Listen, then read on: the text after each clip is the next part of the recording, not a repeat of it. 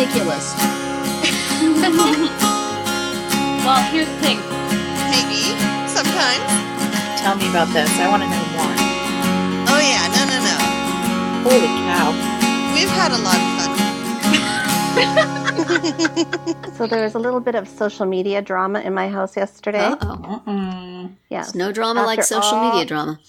No drama. I know, especially all these years that I've been on social media and doing podcasts and writing, and the time finally came when my daughter called me out for using her name online. Oh no. She's shocked to learn.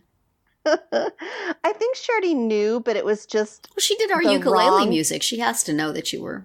Yeah. Well, it was the wrong place at the wrong time. On top of that, half her school found out about it. What did you do?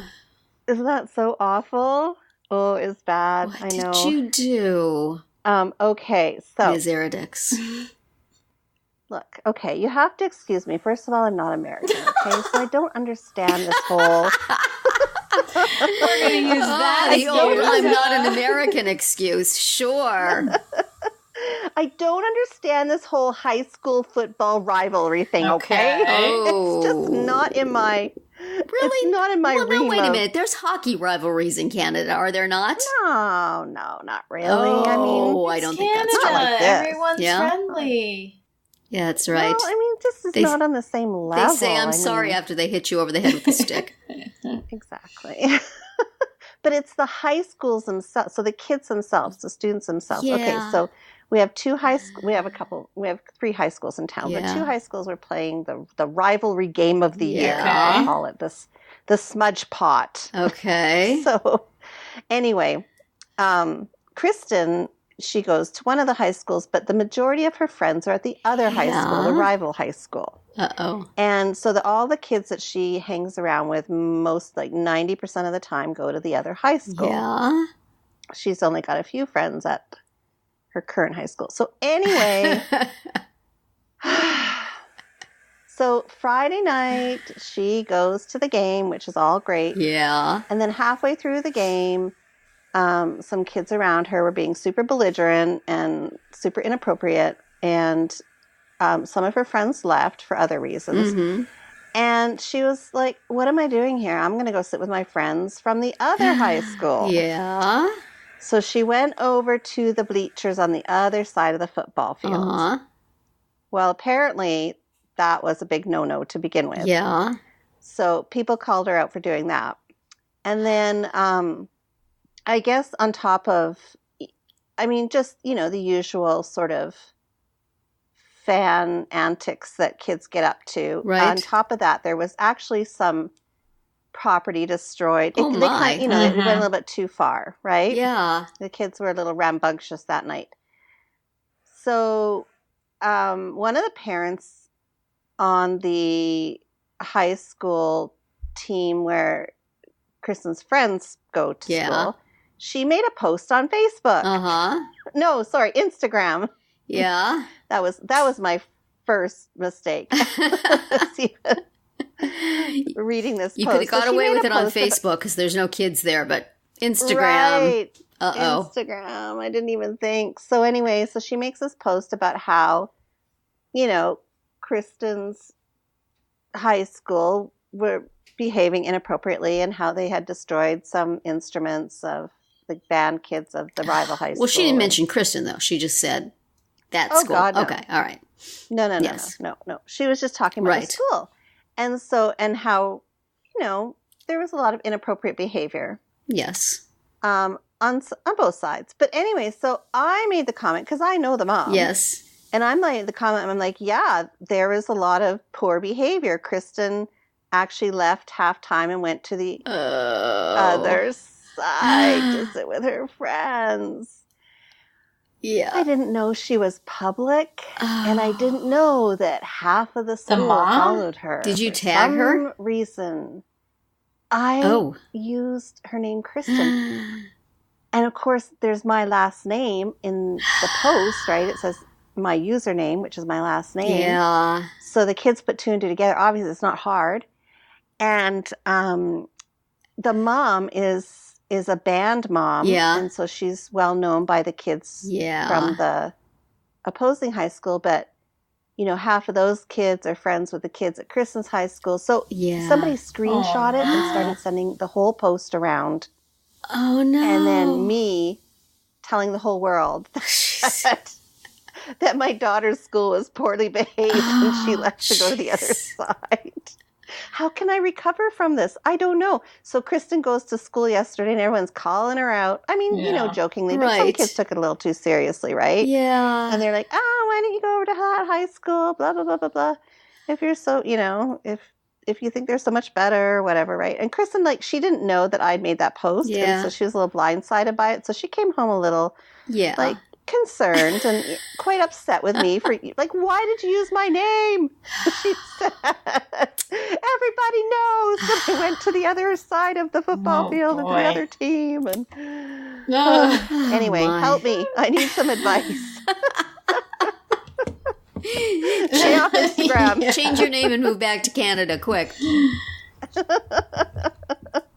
I don't know. So she was a little ticked with me, that's for sure. Yeah. I did not. Oh, it was just one of those, I just didn't stop to think that this could go viral. Yeah. We had one of those crosstown rivalries in my town. Probably the same thing would have happened had we had social media then.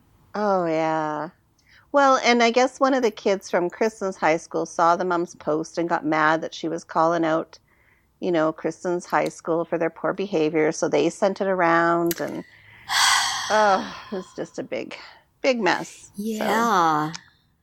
So, naughty you. That? I know. Yeah. Catherine, help. What would you do? Gosh, I don't know. I mean, I feel like it's out, right? I mean, there's not much you can do now, is there really? I mean, you could, I guess, ask the other mom to take it down, but I mean, it's too late. It's already been screenshotted. You're out of luck. So you may have to just kind of wait for it to blow over, right? You can do what I do is tell my husband and my kids that if there's something unpopular that they can blame it on me, like, oh, my mom, she's such a pain in the butt. Can you believe what she did? Yeah. She's so wrong. Right. And just dump on me. I said that to Kristen. I'm like, Kristen, just blame me. Tell them, I don't know. Just. And she says, but Mom, you're the cool mom. I don't want you to be uncool. Well, she can't have that both ways then. Exactly. She can dump on you or she can just accept the burden, one or the other. Yeah. So I think she's, she didn't say anything today, so I'm sure it's blowing over, as do all these high school things. Yes. They'll find something else to be concerned about. Right. Of course. Right. But it was a little like, I'm sorry.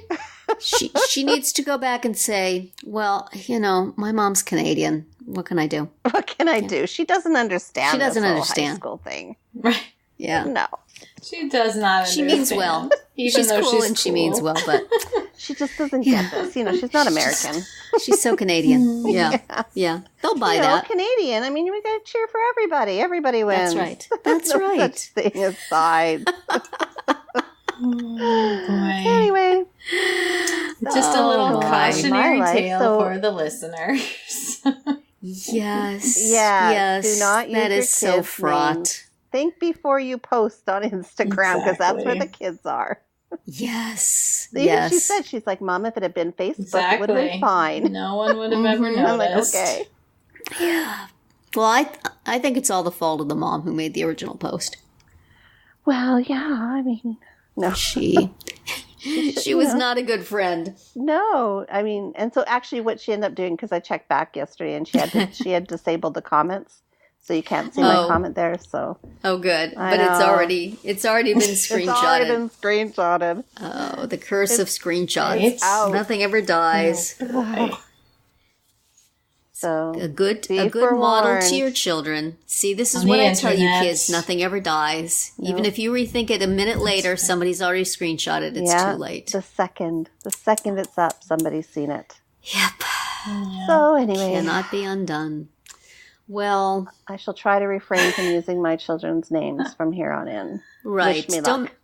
Don't mention this. Don't mention you talked about her in this podcast on Instagram. We're all kind of cursed with names. We'll say it on Twitter. Too unusual, I mean, I guess if your username didn't have your last name in it, that would.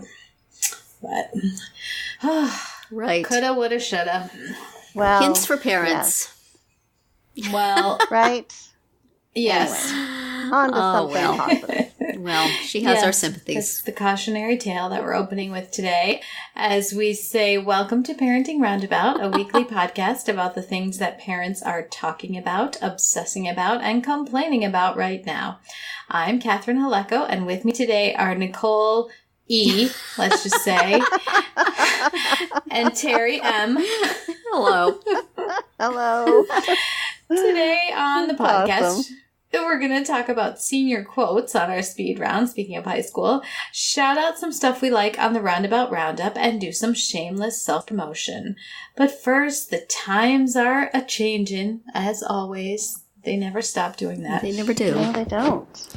Would be fine if they wanted to. Well, and I think they're particularly changing with the job market, as we are all finding out, because we are kind of in various stages of our work life. Some of us are. Yeah, I think we're all kind of, well, I know Catherine and I, well, Catherine, you've worked consistently, right? I think I'm probably the one that's not worked for the longest and now getting back into the workforce. It's hard. I mean, I've always been doing something freelance-ish, but right now I'm kind of looking into going back on staff somewhere, and it's a whole new world, that's for sure. Wow. There are a lot of young people in it, this new world. Yes. Very, very young people. And just even the technology, I mean, I like to think I'm pretty up on stuff, but when I see what else is out there, it's kind of a bit freaky. I don't know. So I guess it's kind of what we're talking about today, isn't it? What is it like out there in the job market, and what are our work lives? Is it too late for us? What's going on in the market for us personally? What's happening with work? Catherine, do you want to maybe? Yeah, you're the one who has the potential, greatest potential change at the moment. Yeah, so, since a lot of my freelance work has been dwindling, which it has been for a while, and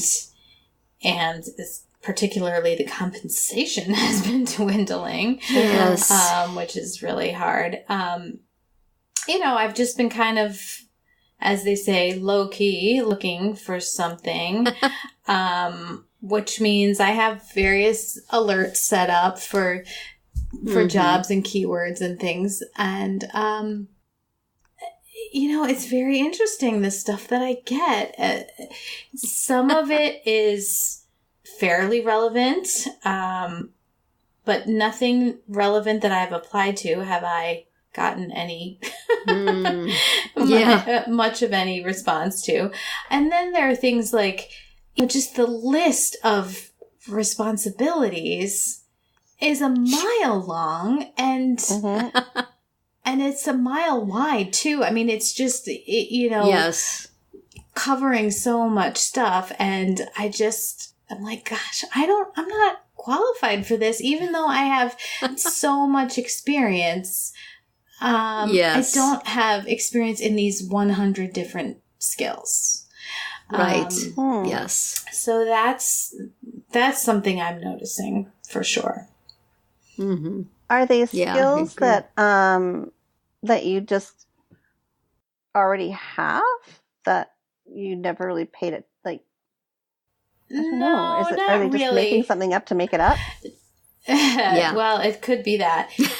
Some of it is, I have alerts set up for editing, and so I get video editing quite a bit.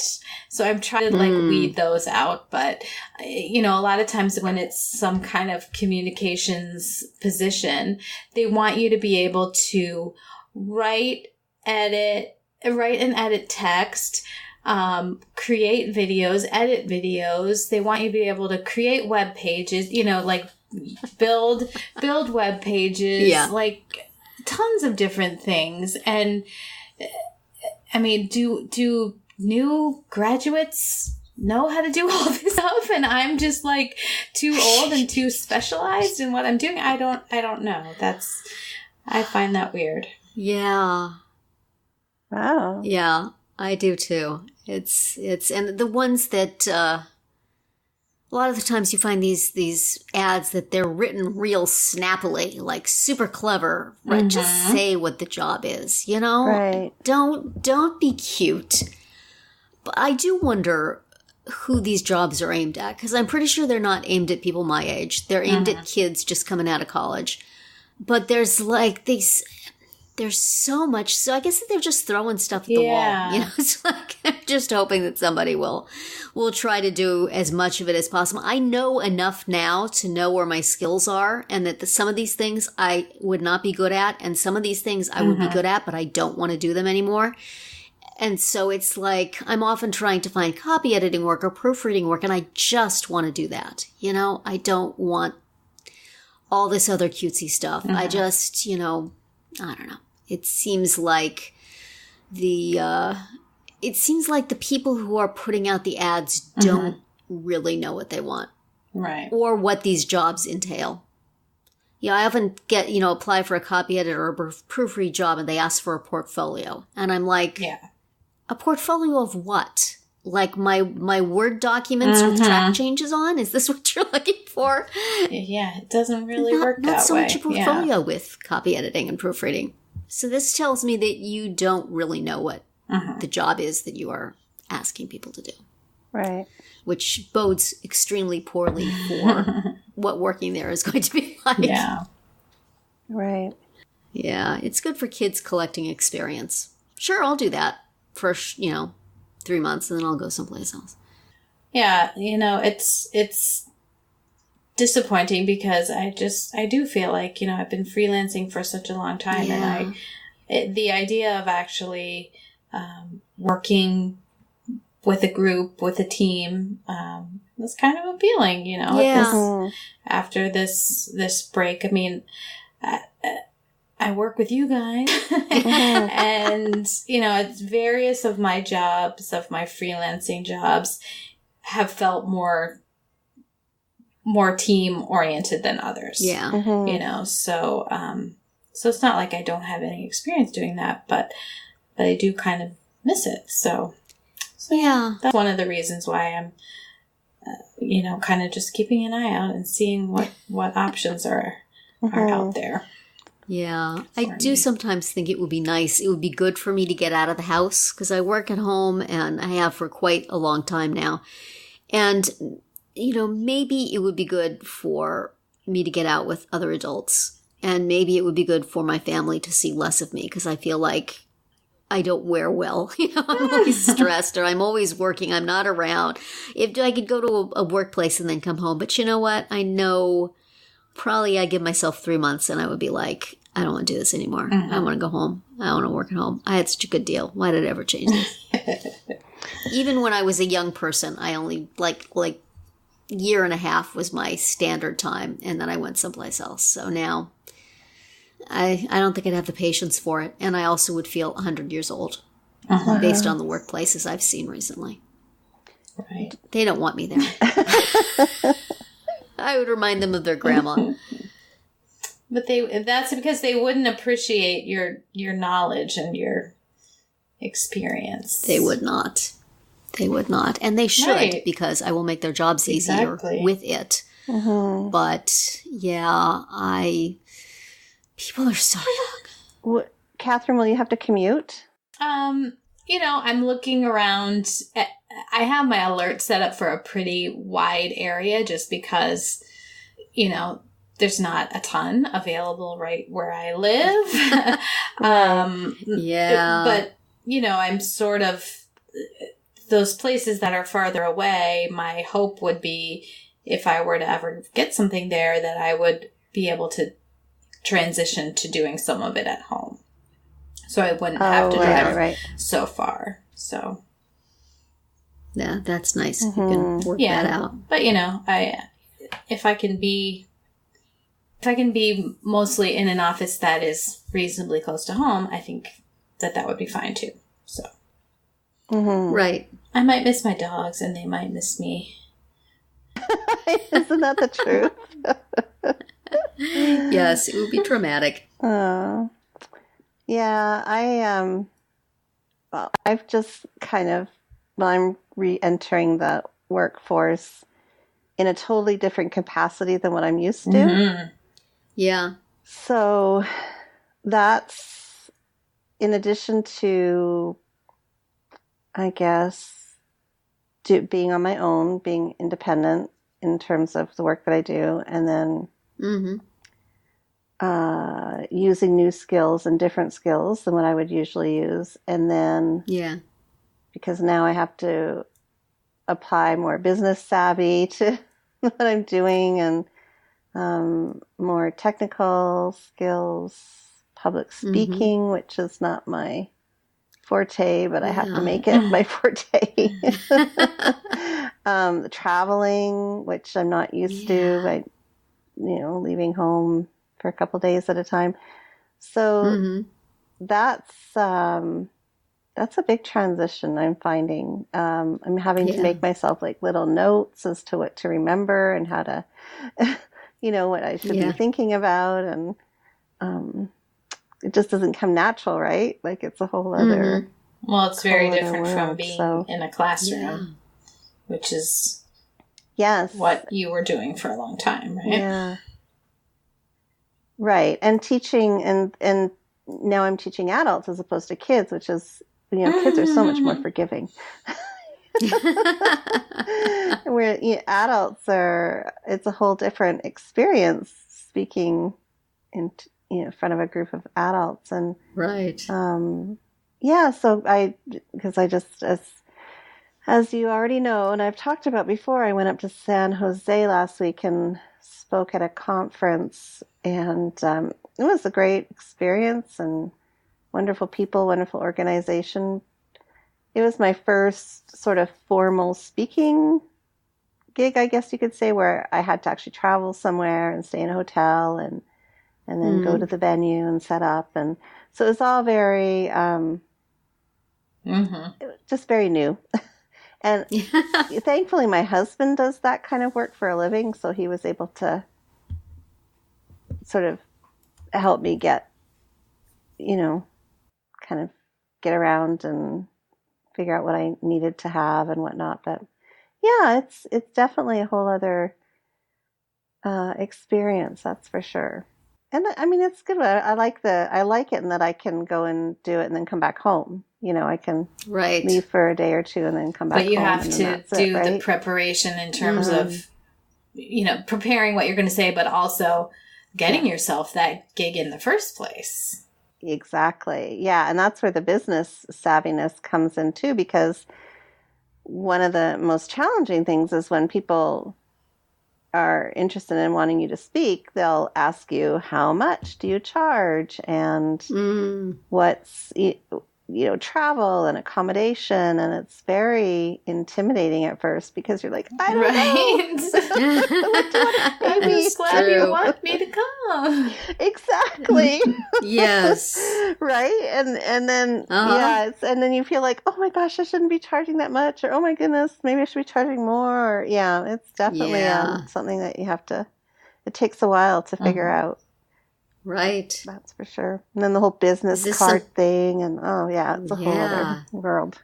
Is this something you want to be doing more of, though, the speaking? And is this sort of where you want your career to go at this point? Well, I know that I don't want to go back into the classroom. That's a given. I like the idea of working with adults and talking to teachers. That's something I've always wanted to do, is to sort of be a mentor or at least share ideas with. I kind of think, it could work, right? It could work because my kids are older and I don't need to worry about what's going on at home. I can just do what I need to do, right? Like when I Yep. And it would keep you off of social media. Social media, exactly. And I have that freedom now at this point in my life. I couldn't imagine doing it when my kids were younger.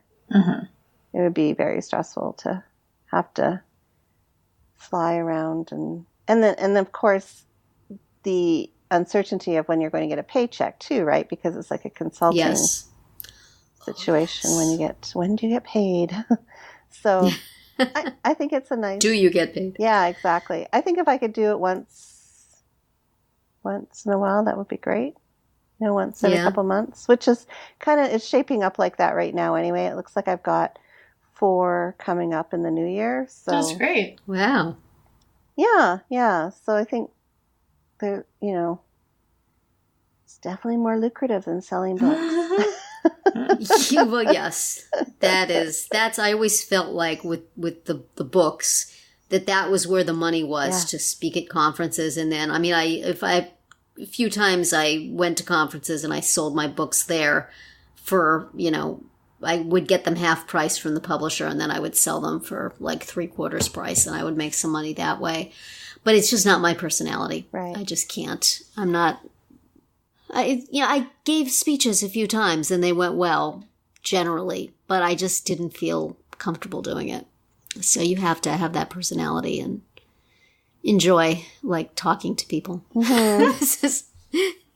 This is why I work at home in my bedroom. I think it's probably the teacher in me that wants to be out there. That's what's the driving force. It's not so much wanting the attention or wanting to I don't know, be the next Tony Robbins, but it's just more that I enjoy the aspect of being able to share ideas and things professionally. And you feel passionate about the subject. That is correct. Yes, I think that's makes probably a the big biggest difference. Thing. Exactly. Yes. Yeah. That is true. Yeah, that is so true. I couldn't do it if I was talking about, I don't know, vegetables. Well, definitely not that. Not vegetables. So, yeah, it's definitely the subject matter that I'm really keen about too. So, yeah, well, that's so cool. Yeah. That's nice to be able to make your own thing, find something you're passionate about and find a way to do it. Yeah, this is kind of evolving. Yeah, Catherine, I feel like you and I had that for a while with About. That was very cool, to be able to write and make money researching and writing about something that I was passionate about. Right. There's a lot I don't miss about it, but I do miss that. That was a really, important thing for me. Mm-hmm. And there's not that many jobs out there like that, I don't think. Right. So maybe why that one didn't last. Yeah. It lasted longer than probably we had any right to expect it to. But, yes. That's, I go back and forth between wishing I could get back into writing about that, about special needs again and feeling like maybe it's time to pass that torch to somebody else. And fought my battles, going to retire now. Maybe I don't want to be pitching myself as an expert because then people are going to look at how things are going in my house and say, wait a minute. No, they're going well. They're going fine. They're going great. Everything's good. But I don't necessarily feel like I know everything or sometimes anything. But, I think that always amazes me when people are able to market themselves as an expert in something. Yes. And I look at them, I'm like, oh, well, I know everything they know. Yeah. But I've never, I've never thought of myself that way, Right. I've never. Yeah. So, yeah. We were called experts at About, but that was not our choice. Right. I do think about it, and I do get the job alerts for various things. Mm-hmm. And occasionally put things in and never hear back, and then occasionally get interviews and then never hear back. And so, Well, they just even to get the interview, it just seems like such an ordeal. I mean, before I've always been looking out for jobs and wondering, what am I, because for the longest time when I moved here to the U.S., I couldn't work legally. Right. Under our, my husband's work status. But so I was always kind of on the lookout, what am I going to do when I can work? And should I, I'm not proficient at writing, but maybe I should try and apply for some of these writing gigs. But just the expectations of what they, when you go to apply and what they want and samples, and it's overwhelming. Yeah, I'm lazy. If they want samples, I generally say, well, that's not for me. I don't want to have to pull that stuff together. I got to get a website that has samples on it so that I can just give them a link. Yeah. But, yeah, that's a good idea. Yeah. Well, stay tuned, I guess, as to what happens. Yeah. Something could. Yeah. You never know. Or maybe we'll just stand pat with what we got with our delightful podcast that does not pay. But it's fun. I tried to get a gig editing podcasts, and I got a couple interviews, but it didn't work out. So. See, yeah, I mean, I think it is... I got from one place. I got a what's couple great is that you added that skill to your repertoire, though. Yeah, how good it is, I'm not sure, but then at the same time, I thought things were going really well. I thought I had good, and then you just never hear anything. Yeah, and it's like I know with my kids. To get them to apply for jobs and be interested in applying for jobs, I have to talk something up. Hey, how about this? You could do this. Wouldn't this be great? This would be so much fun. I could see you doing this, and get them excited about it so that they'll apply, and then they hear nothing. And so I feel so bad, but then I do the same thing for myself. You see something and it looks cool, and sort of in spite of yourself, you think, yeah, I could do that. I can see myself doing that. That's cool. I'm going to put this resume in. And then you're waiting, you're checking your email and checking your mail. It's just nothing. It's just, that's the way the world is these days, I guess. But, it's hard not to, invest a little bit in things and get your hopes up. And I hate that. I like to keep my hopes down.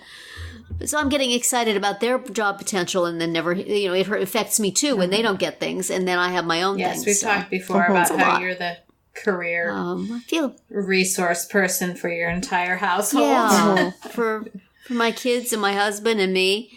Yeah, so it's you try not to get invested, but I feel like it used to be different. I think the internet has made things easier in that, we can easily tap into this huge number of jobs available, and we can easily apply for them. But so can everyone else. So can everybody else. And so there's really so little chance for anything, and you don't really know. But, every now and then there'll be something that I'll do something creative for the cover letter, put a little effort into it. Right. And then just nothing. And it's so disappointing. Yeah. So then I just, the next 5, I just put it in the minimal. Yeah, consider me. Here's my resume. Yeah. Just throwing it over the transom. It's so disappointing. Yeah. I applied for this thing at this, some magazine or something to do with dogs, and I made the cover letter for my dog and put a picture of the dog and got this font online that looks like dog bones or something. And it seemed to be, they had been a really enthusiastic job description, creativity and all this, and we love dogs. And I thought, well, this will be really good, and then nothing. And then there was, a couple of other ones that I was creative about. And then you feel like such an idiot. Why did I even bother? I took so much time for that away from things that are paying me. Right. I used to, for the longest part of my life, I had no problems getting jobs. One followed after the other. Doing something in the first job got me the next one and got me the next one. And then just now, that is no longer the case. Yeah. That makes me sad. That was always part of my identity is, employable. And that fell off the list about 20 years ago, I think. Well, freelancing is great, but then you lose that momentum. Yeah, and it's definitely a momentum because you're building your career and you're trying to get as much experience as possible, and things just kind of came, one thing after another. It was easy, but now all of a sudden it's not so easy to make yourself employable and appealing, and it's hard. It's hard work. Right. Yeah. And change is scary. Mm-hmm. And change is scary. And things are different. Workplaces are different than they were when I was going to an office. I think I've talked here before about going to the office of this place I do some freelance work for. And it's just, well, number one, everybody there is like under 30. Mm-hmm. And then there's no more cubicles. We went from offices with walls to cubicles, and that was okay. But now it's just these long tables with workstations on them. And I don't want to work in that. I don't want that. That would drive me crazy. How am I supposed to copy edit there? So, and I just felt profoundly out of place. And, that's what publishing is. Publishing is, I don't know if this was your experience too, Catherine. Publishing is young people. There's adults in the editor, the higher up jobs. But it's a bunch of kids working for nothing just to get their lines on their resume. That's what I was. I'm sure I know you were when you were living in New York in the Wayward Girls home. And and so now I will note that was a very temporary stay. But so it's like now you go back to those things and you say, yeah, I recognize all these extremely young people. I was one of them once. Where do I fit in now? I'm not going to be the executive editor. But I can't just be somebody, in front of a workstation with 20-somethings. Right. It's weird. Yeah. Right. Yeah. Teaching is probably the same way to some degree, to get started again. Oh, my goodness. I couldn't even imagine this. I look on Instagram and just how savvy teachers are these days. Even, just in terms of technology and what they're using and all the cutesy things that they're putting out there. And it just overwhelms me. I wouldn't know where to start. Yes. I don't, So be a consultant. Yeah. You'll come in. Drop in. Tell them what to do. Parachute in. Tell them what to do and leave. Mm-hmm. Sell them a book and leave. So, because I couldn't even just can imagine the energy it would take. It's exhausting thinking about it. I'm glad I did it when I was younger, but I just don't know. Yes. I could not do it now. That's for sure. Well, since we're talking about all the energy and job ability we had in our younger days, let's go way back to our younger days for our speed round. We're last week we talked about yearbooks, and we sort of thought about senior quotes, which none of us actually had in our yearbooks, but it's a thing somewhere apparently. And so we thought we would try to figure out what we might have said about ourselves at the time and what we think now that our senior quote should have been. Mine would have been something about, reaching for the stars, going for your dreams. I'm going to be somebody. I'm going to be a writer. I'm going to be, and I think my line that I would put in the yearbook now would be something like, get over yourself, girl. I think back on my high school self and feel like I was possibly quite a bit insufferable. So, well, we didn't have senior quotes, but we did a time capsule where we had to write down or sort of give a little blurb on where we would be and or what we're hoping to do with our life. Yeah. I just cringe when I think of mine. Oh, it wasn't podcaster? No. An author? Living in Australia with a blonde surfer dude. Oh, my. Is your husband blonde at least? Nope. Oh, man. And has he ever surfed? Never in life. So now I think my quote would be, yeah, well, that didn't happen. Oh, dear. Yeah. How about you, Catherine? I think, if I was writing it back when I was 17, it might have been something like, have pen, will travel. Something like that, because I knew I wanted to work in the field of writing or journalism or something like that. And I enjoyed traveling. And so I think I thought I could, be this person that traveled the globe. And not sure how I was going to be making a living. But anyway, so I think it would say something like that. And now it would, if I, look back and want to come up with a quote that would sort of summarize, it might be something like country mouse to city mouse and back again. Aww. That's cute. Because I've done them all. So yeah. That's a good one. Well, that is our little trip down memory lane for today's speed round. And remember that you can hear a new speed round every Wednesday through Friday. Hi, we hope you're enjoying this episode of Parenting Roundabout. We're not one of those podcasts that's trying to sell you websites or mattresses or meal kits. I mean, we totally would, but no one's asked us yet. There is, however, something you can do that costs you nothing, but will put a little change in our pockets. Listen to our podcast on the Radio Public app. Download the app to your iPhone or Android device and listen to Parenting Roundabout there, and we'll get paid for each listen. Plus a little more if you listen a lot. We think you'll enjoy listening to all your podcasts on this app, but if you could at least listen to Parenting Roundabout there, we'd be very grateful. Now, back to the episode. Now we bring you some of the things we've read or seen or used recently that we want to shout out and share with you. Terri, what do you have? Well, I think I've mentioned here in past recent episodes about the saga of my dog not eating and the very many hoops I've tried jumping through to get that to happen. So we have had continued success with the canned food and kibble combo. This particular canned food seems to be just like, the most delicious thing in the world to her. So she will eat the hated kibble when it's covered with that canned food. And so I am very thrilled. And I have to be very grateful to my vet who said, don't buy this food here. There's a place online called chewy.com where you can get somewhat discounted dog food. It's still not cheap, but it's like $1 a can less. So I did order the food from there, and it gets delivered very fast. And you can, like a day or two, and you can have it send it to you on a certain interval of time.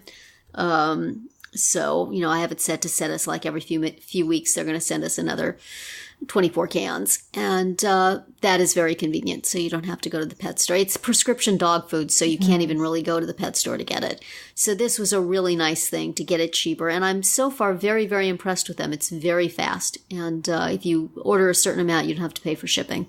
So I would very much recommend chewy.com. And this same sweet vet also recommended that I not get the heartworm prescription from them, but go on to 1-800-PET-MEDS because it would be cheaper.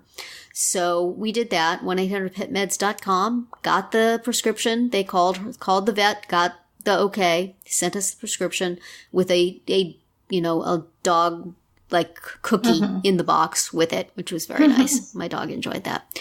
So if you have a pet who needs prescriptions, who needs special dog food, who needs pricey dog food, who needs just stuff on a regular basis, look into chewy.com and 1-800-PetMeds.com. So far, I've been very impressed with them. And the prices are, while I would not say cheap, cheaper by a decent amount.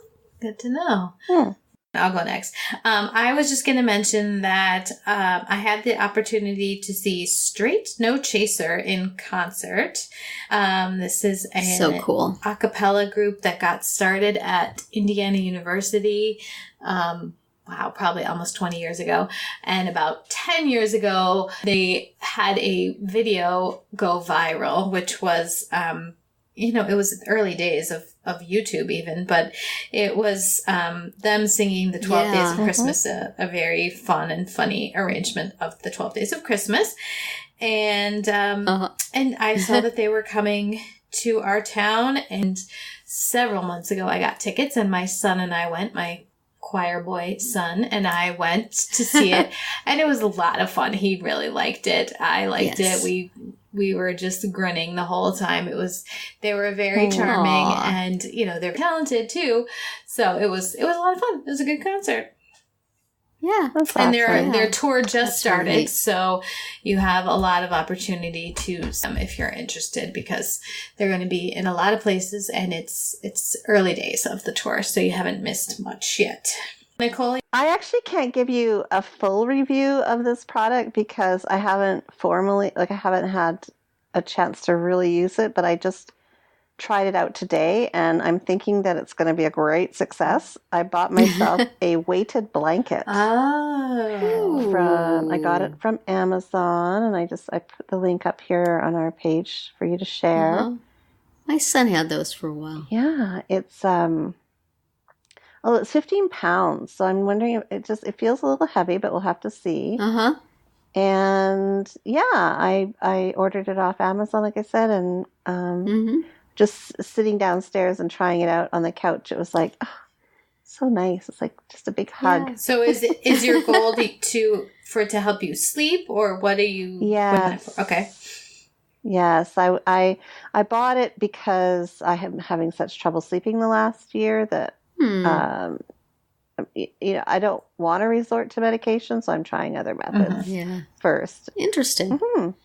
So they're very popular for kids with sensory integration problems and autism, and it's sort of an industry of people catering to the special needs community. I hadn't necessarily heard of using them for sleep, but that would make sense. I like there's a whole list of heavy blanket ways in which, or things that it could be used for, and anxiety and stress and blah blah blah. So I know some of the places make like lap pads too, like weighted, and probably would be good for watching TV or something if it's not that hot. Yeah. I mean, not that cold out, but I'll let you know. Cool.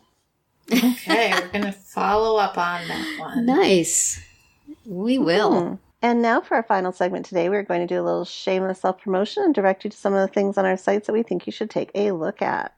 I'll just get started, quickly mention that I don't have anything new up on my webpage, but if you are looking for a new Facebook page to follow, you can check out the Inclusive Class. And that I usually post resources for kids with different learning abilities and issues. And so check it out.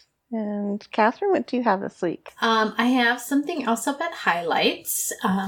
They're continuing to trickle in over there.